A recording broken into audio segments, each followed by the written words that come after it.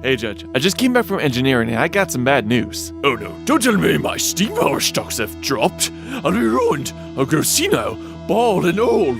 And senile. You sure you're not there already? Look, our fuel reserves are low and we still haven't found any settlements nearby. Did you remember to push the little button next to the fuel gauge after we refueled last time? It's not a car, Judge. Did the little E light up?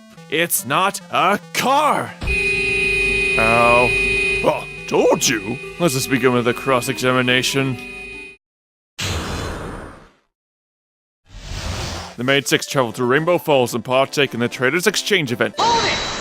So it's cool we returned to Rainbow Falls once again. I love the colorful backgrounds of the unique mountain setting from the previous venture, and it looks just as lively as before. We're then introduced to the credo of this event, wherein the object both ponies trade for must be happy with their exchange. I like the inclusion of the crystal ponies, which makes this event much more organic, including ponies not just from Rainbow Falls, but all around Equestria. The plot then divides into three simultaneous stories. Fluttershy and Rainbow Dash who seek a #1 edition of Daring Do book, Rarity and Applejack who pull all their stuff together to buy one highly rare object, and Twilight and Pinkie Pie who acts as a fast-talking sales pony to help Twilight sell her old books. One of my favorite aspects of this episode was its dynamic presentation of the three conjoining storylines. Since they all take place in relatively the same area, we constantly see the other groups traveling in the background back and forth, transitioning fluently from one situation to another.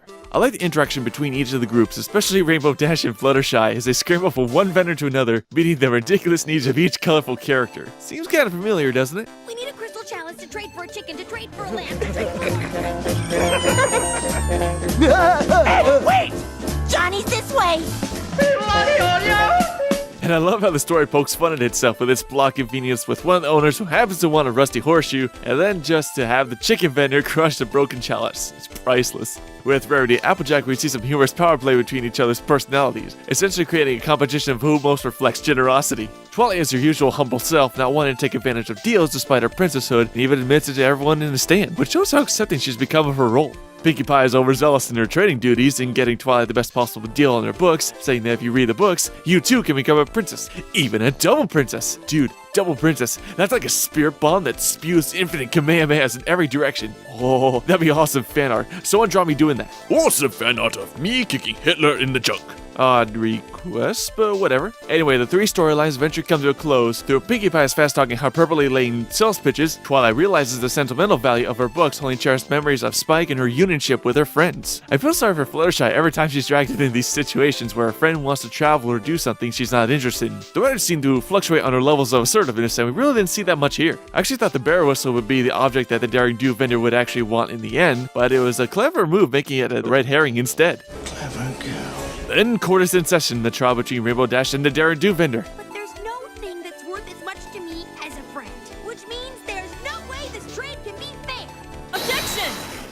So Rainbow Dash changes her mind about the trade of selling her friend and returns the book. Court adjourned. The court proceeding is something I never expected to see on the show. I mean, really, what kind of a madman would mix ponies and courtroom drama? But, Mr. Code, aren't we? Your ass. The Traders Exchange ends and they all head home, with Rarity and Applejack forgiving each other, purchasing the other a gift. Twilight gives Rainbow Dash the vintage Daring Do paperback, and Fluttershy gets a bird whistle by trading the orthos. This is another good moral concerning friendship versus object value. When tempted by something you've desired for so long, it is easy for one to be blinded by their desire that they may hold more value over an item than a friendship long developed. It presents a realistic, interesting internal conflict choosing between friendship and this long sought after item. So overall, it was a nice little fun slice of life with some great humorous moments, some minor world building, and character development. Other things. Now Orthos is a cool, adorable pet, adding more mythology to the show. That's an awesome design for this pony's wheelchair. Where'd she get that picture? Seems like something you wouldn't want for public consumption, Twilight. So this is where the dude went after his bowling career. Even Kratos has been cast down here to be an animal tamer. Speaking of which, I want to know more about this guy and all the creatures he's got. The only creatures I usually ever end up dealing with is... not this time. You're going down.